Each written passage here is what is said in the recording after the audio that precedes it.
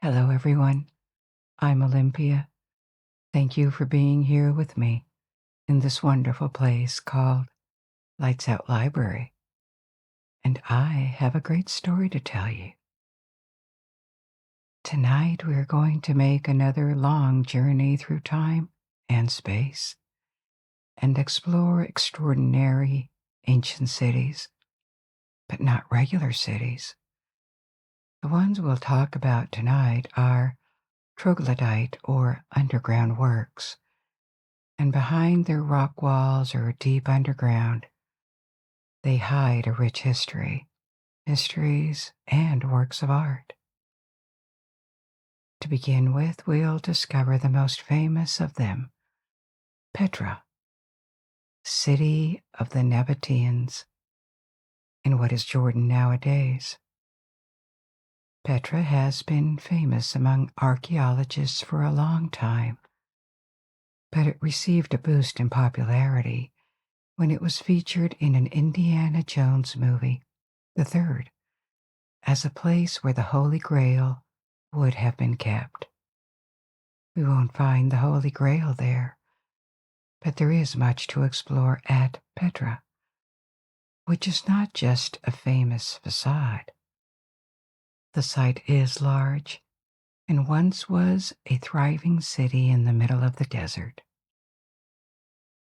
Then we will go to the historical region of Cappadocia in the middle of Turkey. And there, among extraordinary landscapes, we will explore Göreme, a half troglodyte town where several centuries ago homes and churches were carved into the rock formations. And nearby we will visit Derinkuyu, one of several underground cities where for centuries thousands of people could find shelter against invaders 200 feet under the surface.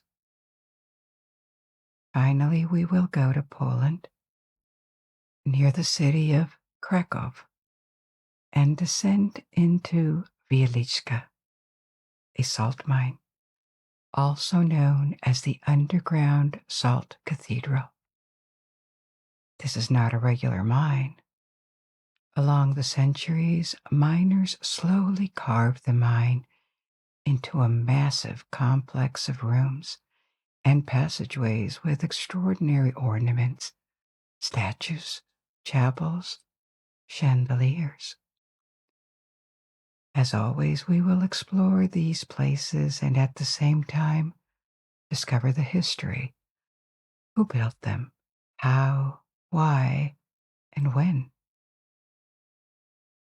But first, allow me to take a few seconds of your time to let you know that we have a Patreon page for those of you who wish to and can support this project. Get more of it and listen ad-free on your favorite podcast app. Patreon is a platform that allows you to contribute directly to our work financially. Our least expensive tier is $3.50 per month, but it doesn't mean you will get less.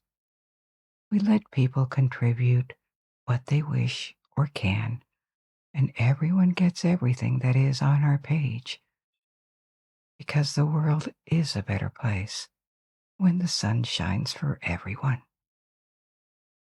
You will gain access to several exclusive episodes and also all our episodes with and without background sounds. We offer advance releases to our patrons as well. We have added links to Patreon, as well as links to different streaming options, which may be better suited for you. You will find them in the description of the episode. But before we begin, let's take a moment together to prepare for our journey ahead. If you'd like, gently close your eyes and let your daily concerns drift away. Find a position that feels natural and cozy. Perhaps make small adjustments until you're perfectly comfortable. Now drawing a deep, nourishing breath, and as you release it softly, notice how your body responds. Feel the warmth flowing from your neck down through your shoulders, melting away any tension. Let your facial muscles become soft, your jaw loose, your fingers naturally open, and your legs completely at ease. And as you settle into this peaceful state, my voice will be your gentle companion as we begin our exploration together. And now we're going to begin our stories for tonight with a trip to Petra. The most famous view of Petra is the entrance to what seems to be a Greco-Roman temple carved into a cliff. But there is much more to Petra, and this is what we're going to explore together with the history of its creators, the Nabataeans. Nowadays, Petra is located in Jordan, halfway between the Dead Sea and the Gulf of Aqaba on the Red Sea. This region is fairly arid. It is not desertic as other parts of the Middle East, like a big part of the Arabian Peninsula, but it receives little rain and mainly during the winter. The environment is rather hostile, but the site where the city was built offered two big advantages. There was a supply of water and a very particular geography, with large rock formations that could hide the city and make it easy to defend. It had only 2 or 3 access ways, one to the northeast, but only through a very narrow mountain trail.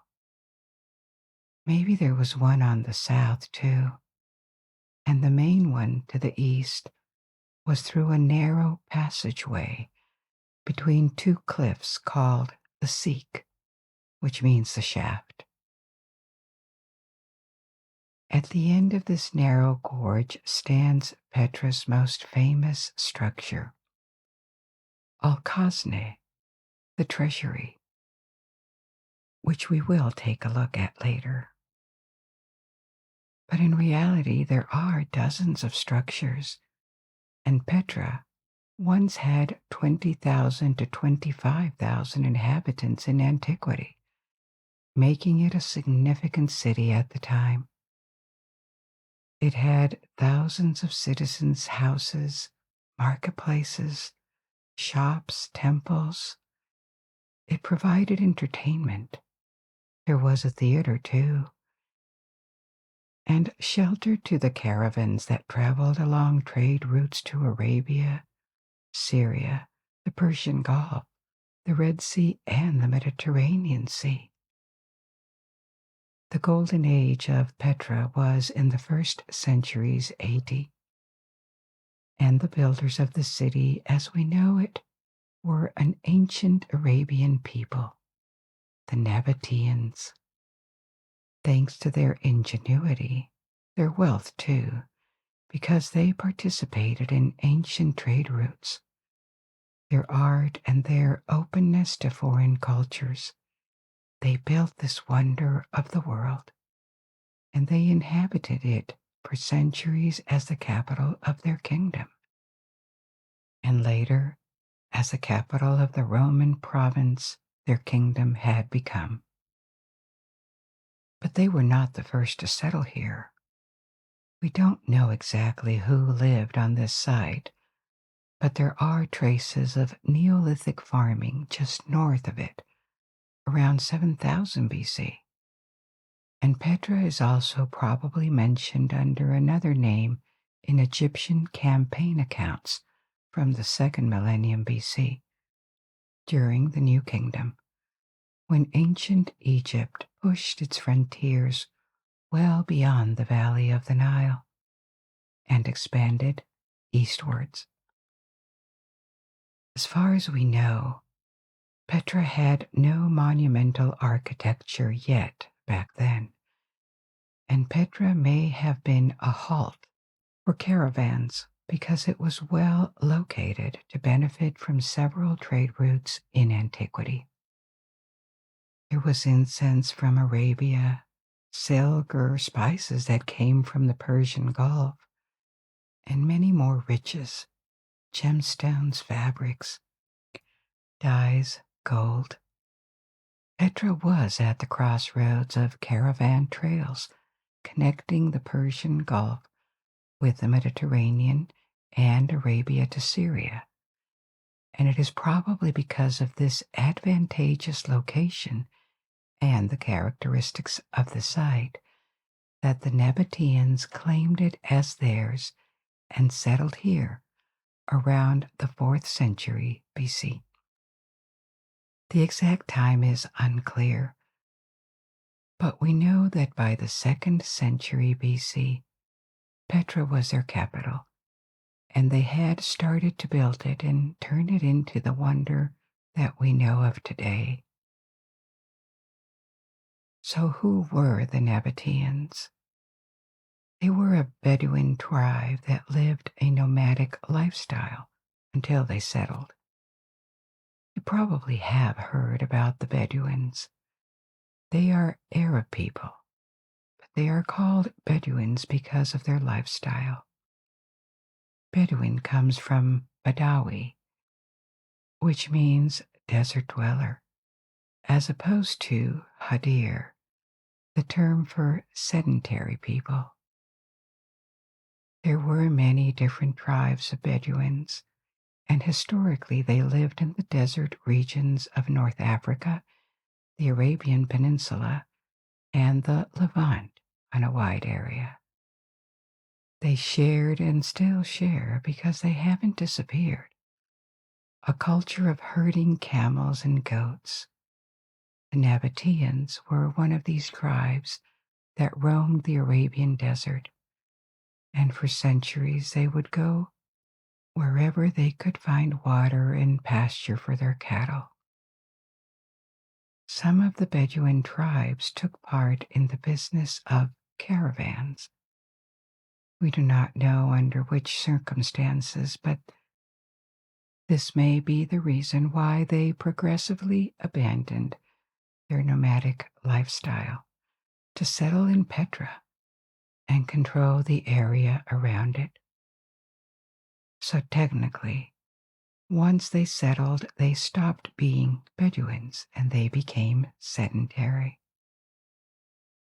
On top of Petra, which was known as Rakhmu, they controlled a string of oases where intensive agriculture was practiced, and they loosely controlled the trade routes crossing their territory. They never really had fixed frontiers that their neighbors would have recognized, but rather a zone of influence. And even though they had centuries of nomadic life prior to their settlement, they quickly proved very good at agriculture in almost desertic areas. This required specific techniques.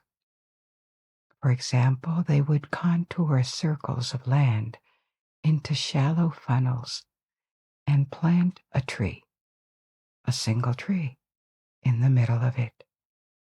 When it rained, which was rare, all the water collected in the funnel would flow down to the tree and remain in the ground under it, ensuring its survival and its growth.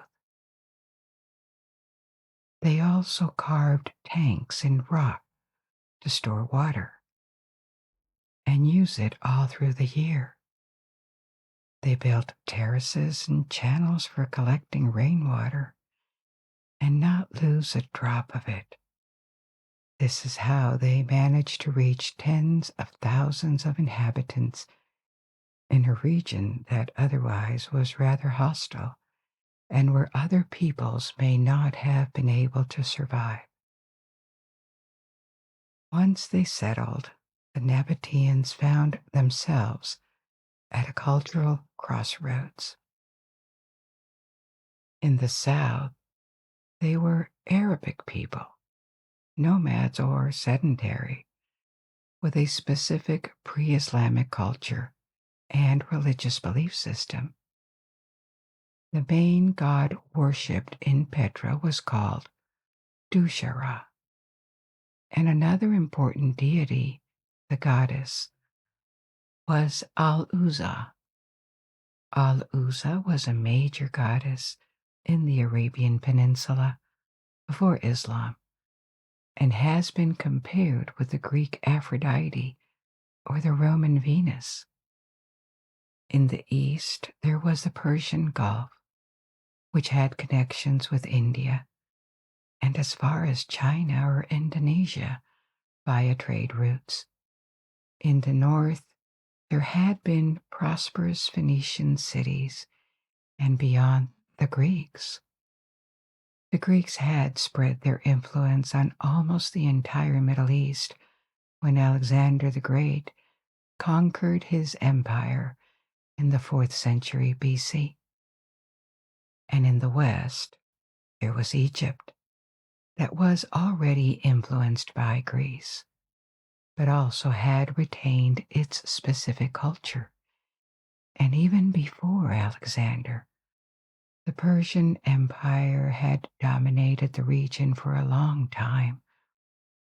So there were layers and layers of cultural influences and technical knowledge that the Nabataeans could assimilate. The most visible sign of that is their architecture. It strongly reminds one of Greek monuments, with the use of columns and carefully thought out proportions, together with a Mesopotamian influence. Being at the crossroads of caravans, the Nabataeans were open to foreign cultures, and it is likely that along their history they also absorbed other Arab tribes. Petra, in the form we recognize today, was largely constructed between the 1st century BC and the 1st century AD, during a period when Rome was expanding into the Middle East and Egypt was still ruled by the last Ptolemaic pharaohs, including Cleopatra. In the 1st century BC and AD, the Nabataeans gained considerable wealth from the trading business, and this is what funded the building of Petra. Their capital peaked at maybe 20 to 25,000 inhabitants, and very ornate structures multiplied, including the most famous one, the Kazne, the treasury, or the so-called monastery. The treasury is a name given to it in the 19th century by the Bedouins in the area because they believed it contained treasures, but it was originally a mausoleum or a crypt believed to be the mausoleum of a king, Aretas IV. Greek influence is evident not only in the architecture, but also in the sculptures. At the top, 4 eagle figures appear, creatures believed to carry souls away. There are figures of dancing Amazons, that is to say, female warriors from Greek mythology, and also statues of Castor and Pollux, 2 mythological twins who lived partly in the underworld, the world of the dead, and partly on Mount Olympus, the place where gods lived in the Greek myth. The facade is entirely carved into the sandstone. It appears as though it were built, yet it was excavated directly from the cliff. Overall, its decorations recall the architecture of Alexandria in Egypt in the 1st century BC. Hardly surprising, given the strong cultural and economic influence of Ptolemaic Egypt on the region at the time. The outside is very ornate, but the inside is not. After the main entrance is a large rectangular room entirely carved in rock. It measures 92 feet by 36 feet, that is 28 meters by 11 meters, and the ceiling is 33 feet high, 10 meters. Maybe it had a decoration made of stucco, but it has disappeared. Stucco is a type of plaster. It can be modeled when it's wet as decorations, and then it hardens when it's dry. It could also be painted.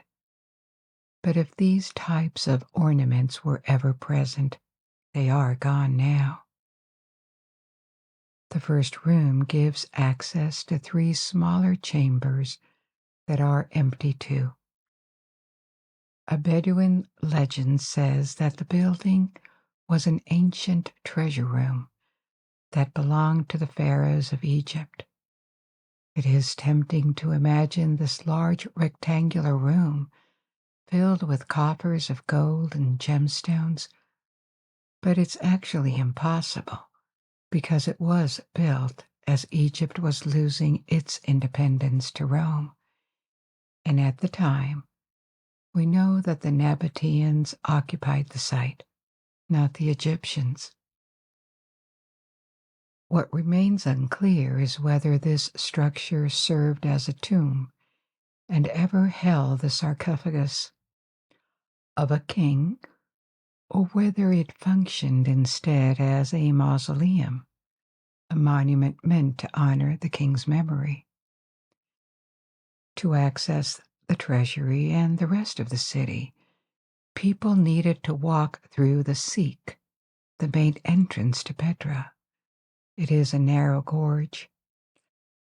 There are parts where it's just 10 feet wide, it's 3 meters, and it is 1.2 kilometers long, that is to say 0.7 to 0.8 miles.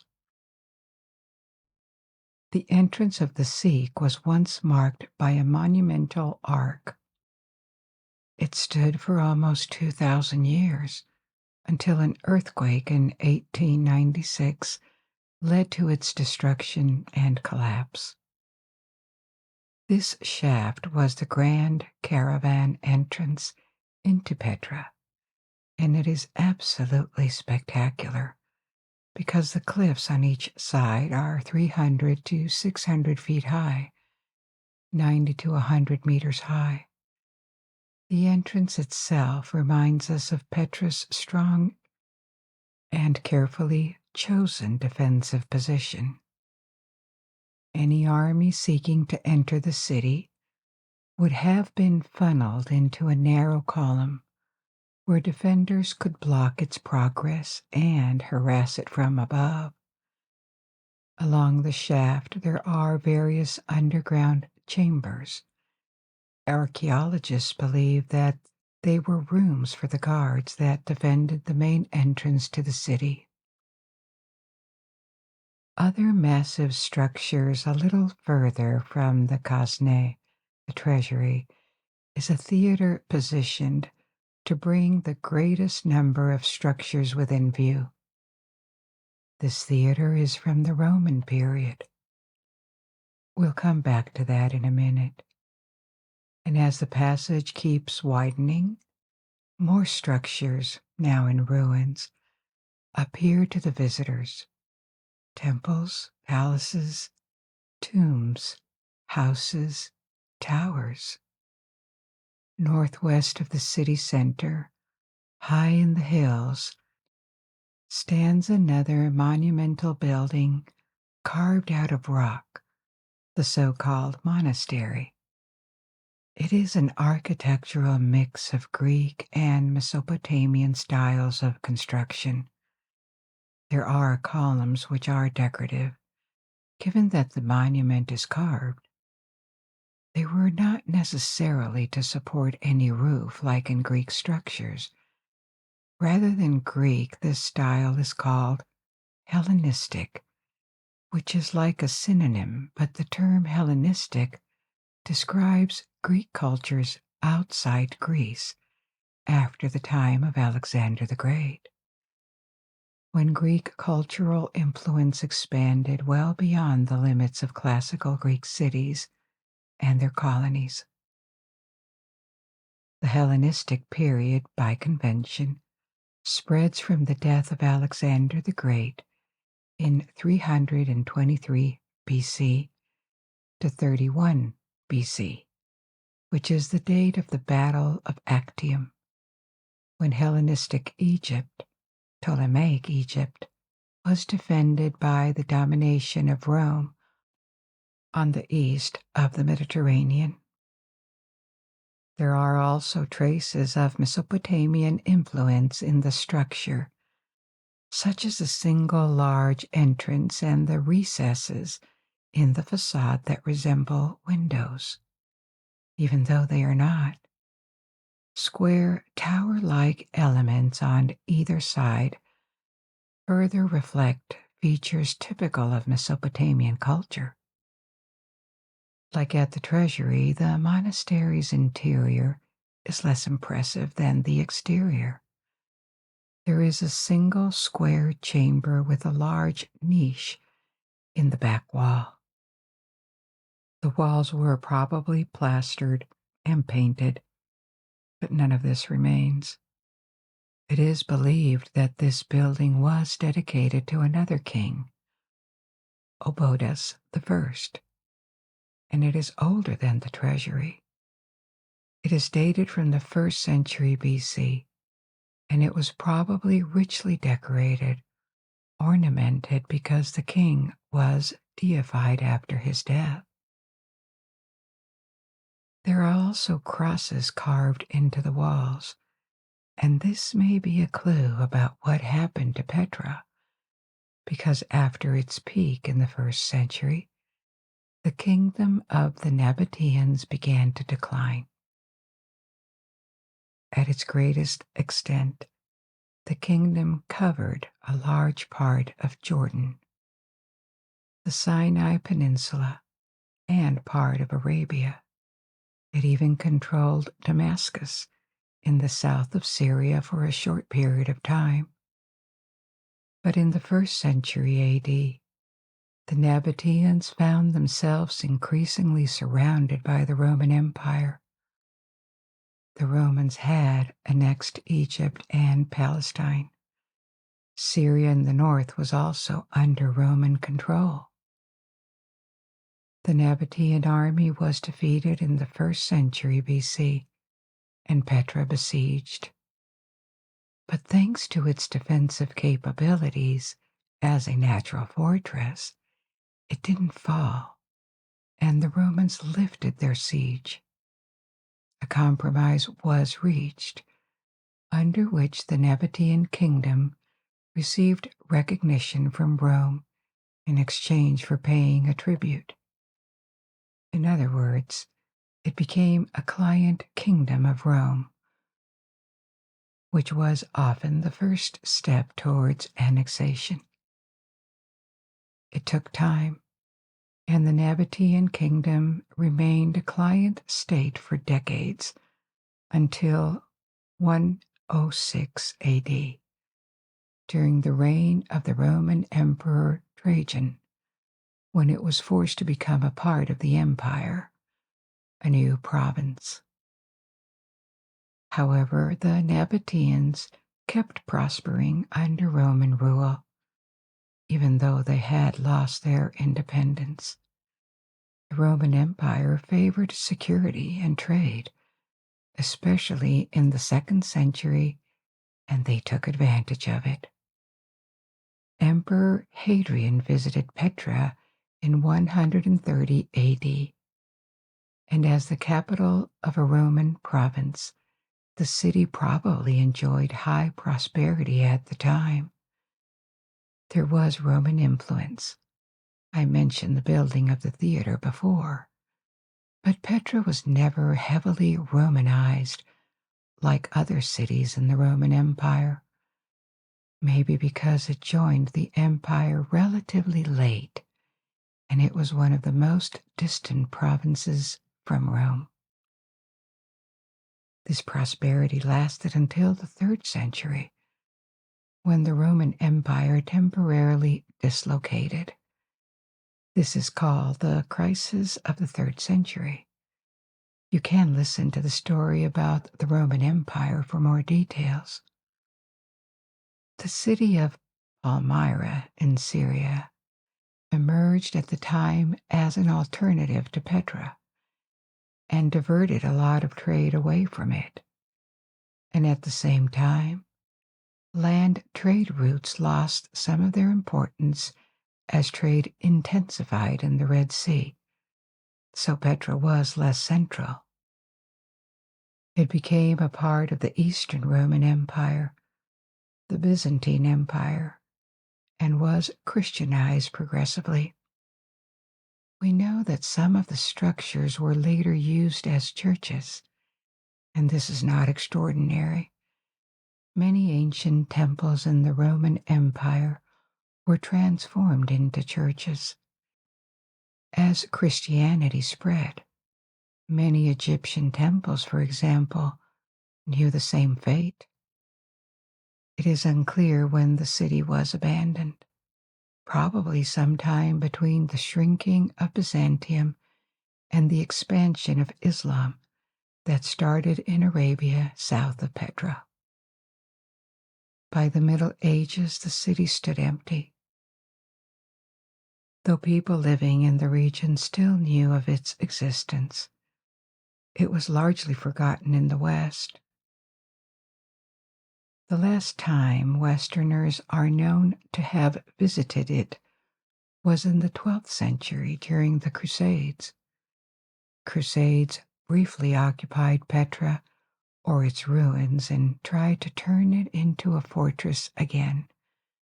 But they had to abandon it, and for centuries, only the Bedouins regularly visited the ruins.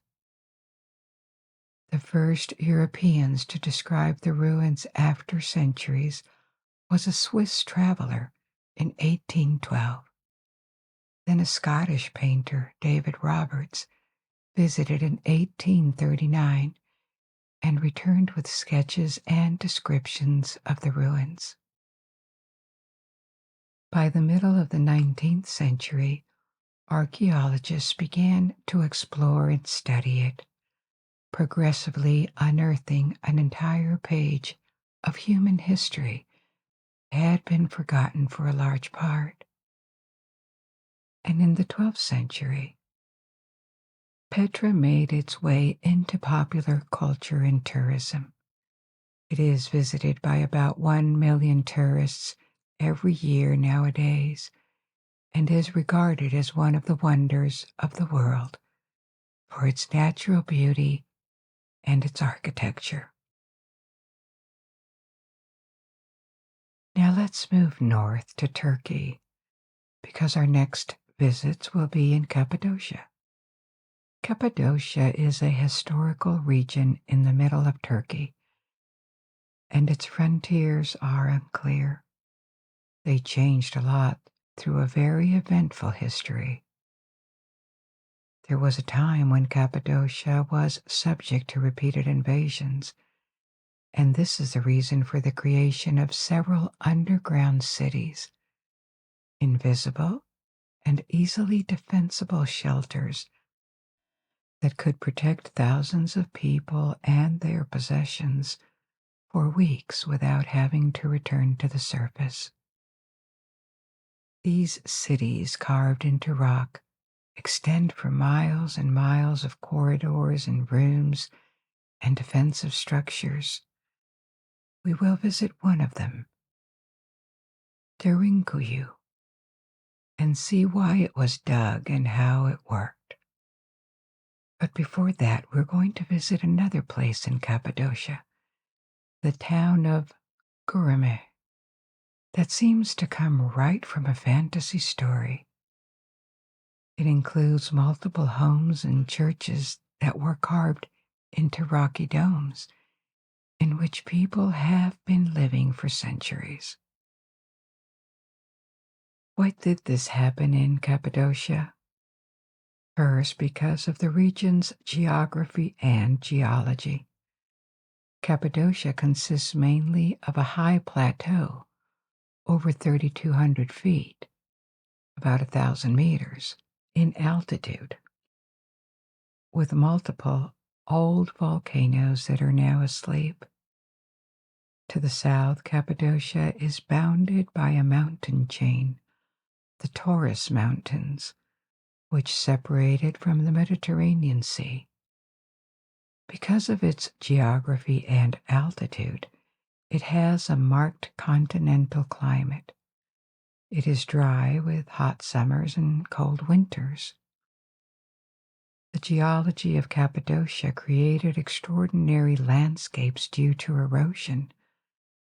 The rock is soft and easily eroded, but there are layers of different softness. After thousands of years of erosion due to wind and water, structures called fairy chimneys or hoodoos appeared. They are tall, thin spires of rock, often capped by a larger, harder stone. These formations developed because the softer layers erode more easily. These fairy chimneys come in all sorts of shapes and sizes, and colors too, depending on the rocks they are made of. It can take thousands of years, but their days are always numbered. At some point, erosion makes them collapse, but new ones are constantly being shaped by the wind. There are fairy chimneys in many parts of the world. Maybe the largest numbers are found in North America, especially at Bryce Canyon, Utah. But there are some in Scotland, in Taiwan, in Serbia, France, Japan, and also in Turkey, in Cappadocia. In this particular region, they create eerie landscapes with their colors and size and numbers. Some are in relatively deserted parts of Cappadocia. Others are surrounded by vegetation. The softness of the rock means that it can be eroded, but it can also be carved, and inhabitants of Cappadocia started to take advantage of this thousands of years ago.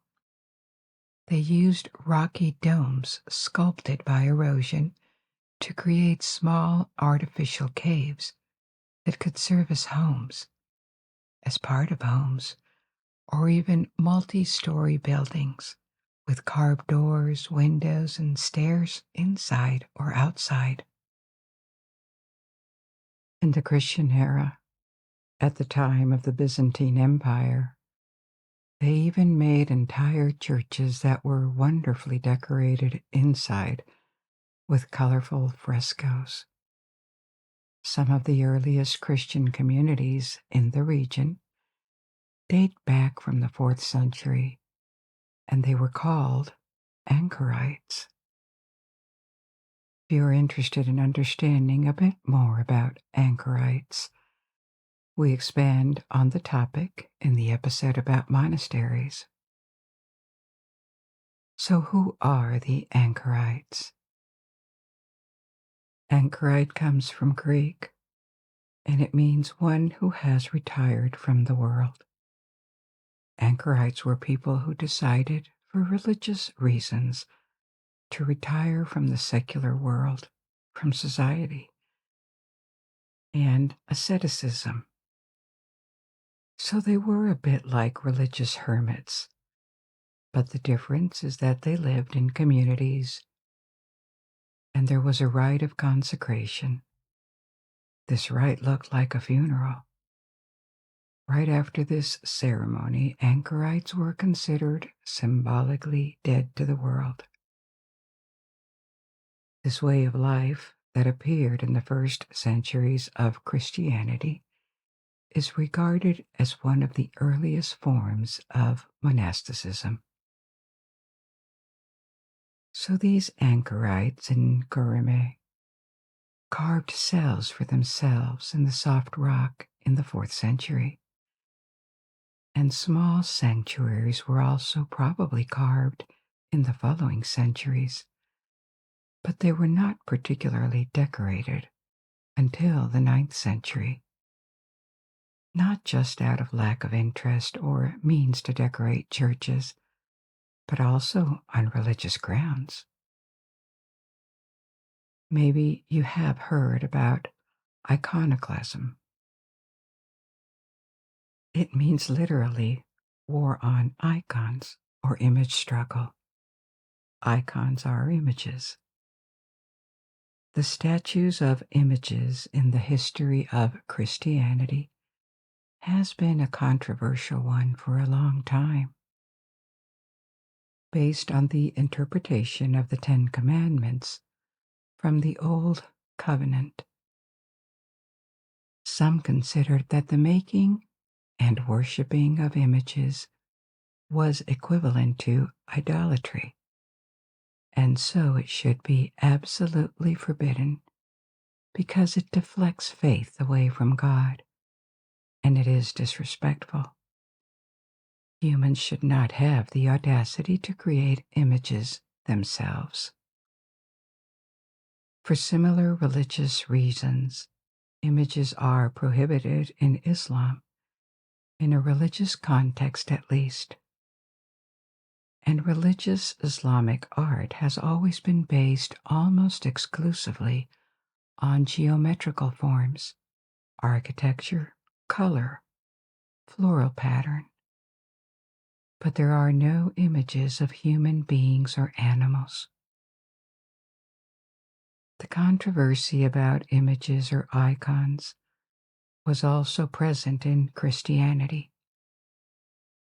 The official church in Rome always accepted images of saints, biblical figures, and every kind of living being, even encouraging it as a means to attract believers and give them a visual support that helps them in their quest for God.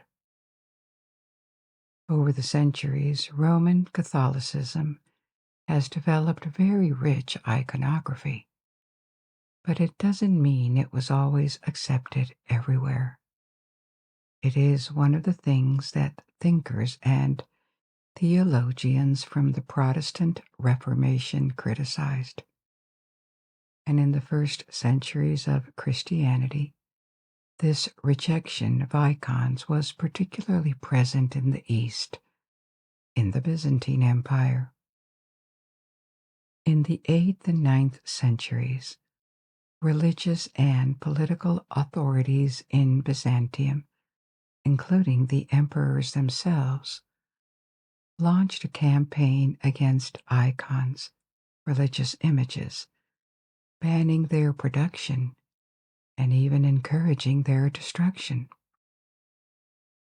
This period of iconoclasm was temporary, and over the centuries, Byzantium would go on to produce a rich and enduring Christian iconography.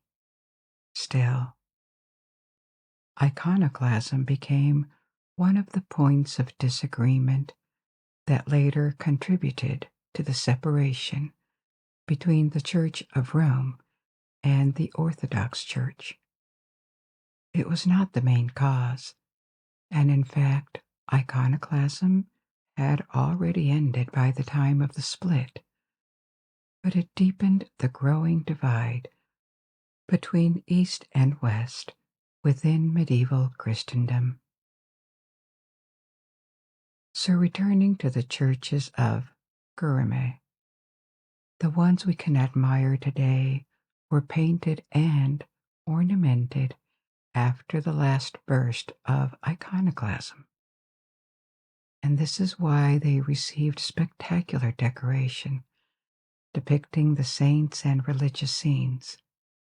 Everything from the walls to the pillars and the ceilings were painted with frescoes, and interestingly, the creators of these churches reproduced on the inside the kind of architecture you would expect in a regular building. The pillars or the vaults are not really necessary. They help consolidate the artificial cave. But instead of inventing new forms for carved churches, they recreated the inside as if they were Byzantine buildings.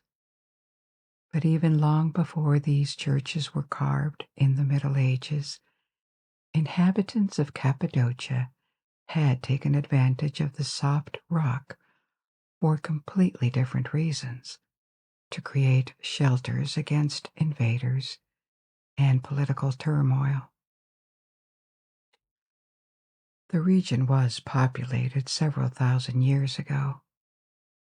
Turkey is the home to some of the most ancient sedentary settlements that we know of around the world, and Cappadocia found itself several times at the frontier between kingdoms or empires at war. There were settlements during the Hittite era in the 2nd millennium BC. The Hittites were an ancient Anatolian people. Anatolia is the old name of the peninsula between the Black Sea and the Mediterranean Sea that makes most of Turkey nowadays, and the Hittite Empire reached its peak in the 14th century BC. At the time, it included much of Anatolia, Cyprus, and parts of Syria and Lebanon. It clashed with the Egyptians for the control of the Levant. The Hittites were replaced by the Assyrians from Mesopotamia, present-day Iraq, then by the Persian Empire, the Achaemenids, the empire that Alexander the Great conquered, and after Alexander's death, when his empire fractured into smaller kingdoms, Cappadocia became a northern region of the Seleucid Empire after Seleucus, one of Alexander's generals. The region was disputed, invaded many times during antiquity, and it didn't get better after antiquity. Cappadocia became a frontier region when the Byzantine Empire tried to contain the Islamic conquest. Then it was overwhelmed by the Turks, the Mongols, by Timur, another conqueror from Central Asia. For extended periods of time, Cappadocians lived in fear of a sudden invasion that would wipe them out and destroy all of their possessions. They couldn't defend themselves against such powerful and numerous invaders, so instead they opted for hiding and discouraging invaders from trying to kill them or take them prisoners. And to do so, they dug entire cities underground. It probably started as mere holes connected with tunnels, and over time, these structures turned into multi-level underground cities, buried deep into the ground, and that could be sealed to prevent anyone from entering. This came with a lot of planning. They needed ventilation, food storage, individual or collective homes, lighting, water, but they did it in one of these underground cities that we are now going to visit. As many as 20,000 people together with their livestock could shelter. It is called Derinkuyu. and it is the largest known underground city in Cappadocia. It is believed that the embryo of what would become this city was carved in the 8th and 7th centuries BC by the Phrygians, the people that populated Cappadocia at the time. They dug caves in the soft volcanic rock, maybe to provide shelter or storage space. These caves remained as such for centuries, until the late Roman period, when large parts of the Roman Empire had been Christianized, but the Western Empire had not fallen yet. At the time, Cappadocia was close to the eastern frontier and was at risk of being invaded from the east or the south. But Derinkuyu finally formed in the Byzantine era at the time of Arab-Byzantine wars. These wars raged for a long time, and Byzantium lost a lot of territory from the 8th to the 12th centuries.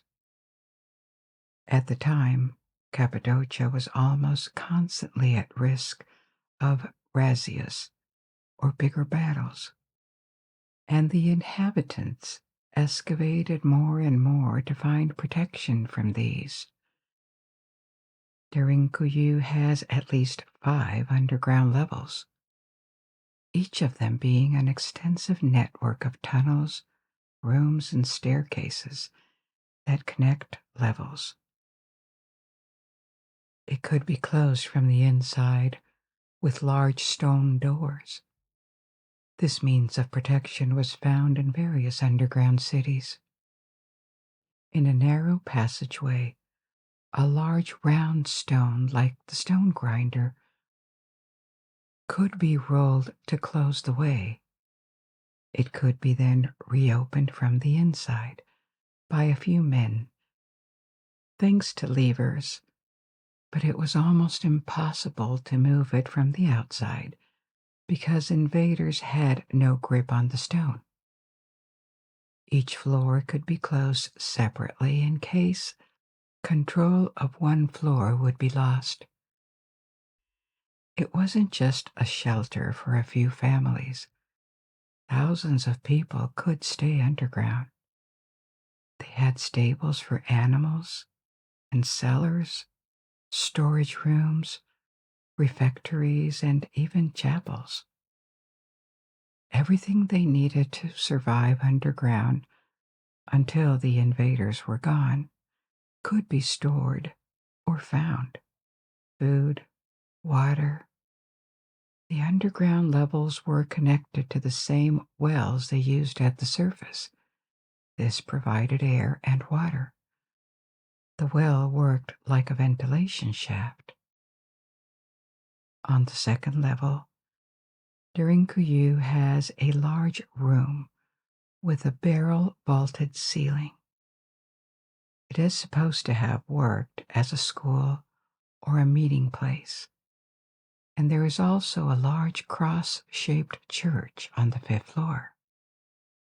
Every time it was used, Derinkuyu must have looked and felt like a giant ant farm for humans, with its maze of hundreds of rooms and tunnels and stairs. The 5th and lowest level is almost 200 feet, 60 meters underground. It seems the city worked well throughout the centuries. It was invisible from the surface to invaders and familiar with the region. They had no way to know people were under their feet, and they may have thought that they had just escaped with their possessions. Or maybe they knew about it, but it wasn't worth the effort of digging and fighting and attrition fights underground. In any case, Derinkuyu saved thousands of lives throughout the centuries, and there is no evidence that it was ever taken. The city was connected to the surface by multiple tunnels, some of them hidden under the houses or in rock formations, and the tunnels remained closed once everyone was safe underground. All people had to do was wait and send scouts out from time to time to check whether it was finally safe to resume their normal life. Once the Turks took possession of Anatolia and later ended the Byzantine Empire, Christians in Cappadocia kept using the city. It protected them during the Mongol invasion and the Timurids until the Ottomans solidified their empire and Cappadocia was no longer invaded for a long time. But for the Christian minority in a region that was progressively becoming Muslim, it remained a refuge to escape authorities. A minority of Greek-speaking people lived in Cappadocia until the 1920s, when there was a population exchange between Greece, that had taken its independence a century earlier, and the new state of Turkey that had been created on the remains of the Ottoman Empire. These people were expelled from Turkey and moved to Greece. After their departure, the tunnels were completely abandoned and mostly forgotten until the 1960s, when they were rediscovered. There are multiple underground cities in Cappadocia other than Derinkuyu. Many of them are connected by tunnels between them, and sections of these cities continue to be rediscovered. We are now going to move to Poland for our third and last story. This one is of a completely different nature as a location. The Wieliczka Salt Mine. It is located in the south of Poland, near the city of Krakow, and this site is a very ancient source of salt, and it was exploited as a mine from the Middle Ages to the 20th century. But there are multiple salt mines around the world. What makes this one different is that it also turned into an underground work of art that generations of miners and artists shaped into what it is now. Contrary to what one would expect, there are rarely big white crystals of salt in a salt mine. What is extracted from it is rock salt, which can have various shades of gray depending on the impurities it contains. When there is water infiltration, another product is brine. Brine is a solution saturated in salt. Typically, it contains 25% of salt because above 25%, salt no longer dissolves in water. In general, seawater contains 3 to 4% of salt, so it's far from saturation, and the process to evaporate it is relatively long and labor-intensive for the quantity of salt produced. I also have an episode on salt if you wish to learn a bit more about this very interesting subject. So historically, in regions that were far from the sea and had rock salt deposits, mines were a better alternative. It remains the case nowadays. A major part of table salt around the world is produced in salt mines. The location of this deposit in Poland was discovered a very long time ago, during the Neolithic, because there was an upwelling brine that could be collected, but it became a real mine in the 13th century when excavation began. Salt was a crucial resource in ancient times, and it remained one until recently because of its ability to preserve food before refrigeration or freezing technologies were invented. Alternatives to salt were to dry food. It works with some of it like meat, but it is complicated and does not always prevent food from getting spoiled. Or some food could be preserved in sugar, but it was very expensive and completely inaccessible to most people in antiquity or medieval Europe, so salt was a vital commodity. It was expensive, and it was also a strategic resource for government because it could be taxed and often provided a significant part of the state's budget in the Middle Ages. There were no such things as income tax, and most taxes came from transactions on products, from tariffs or taxes, were a share of what people produced, payable in nature. So salt mines and salt works were often royal property, or there was a royal monopoly on them.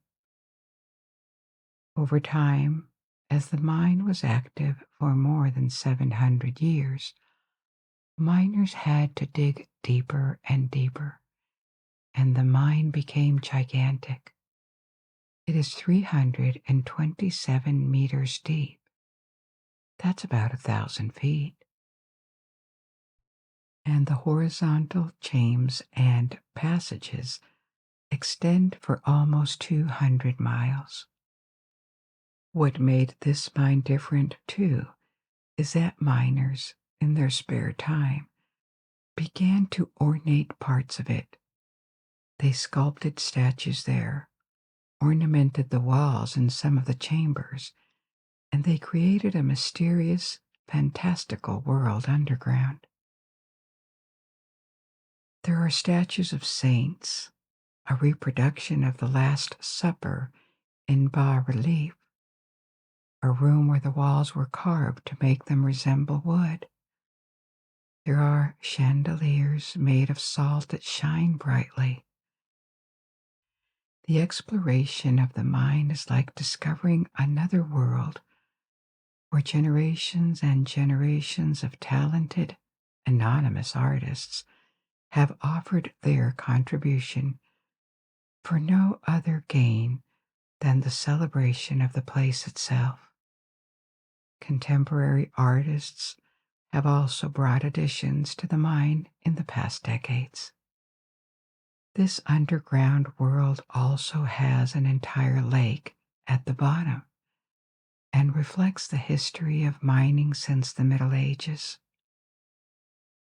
Work was entirely created by hand when the first shafts were dug, but bit by bit, treadmills powered by horses and later railroads and electrification changed this underground world.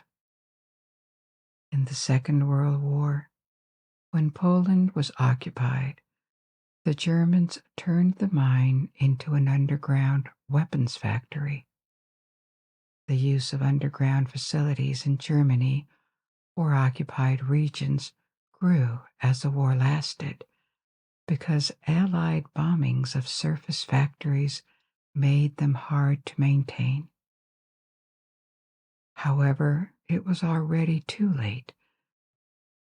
When the Wieliczka factory was ready to operate, the Soviet army was already nearing, and it had to be evacuated before it could produce anything. Salt mining resumed quickly after the war under the new communist regime, and it ended only in the 1990s because it was no longer profitable. So the exploitation stopped, and the mine is now a museum and a tourist destination.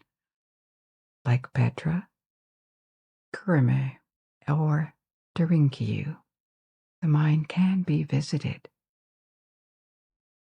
But we have now reached the end for tonight.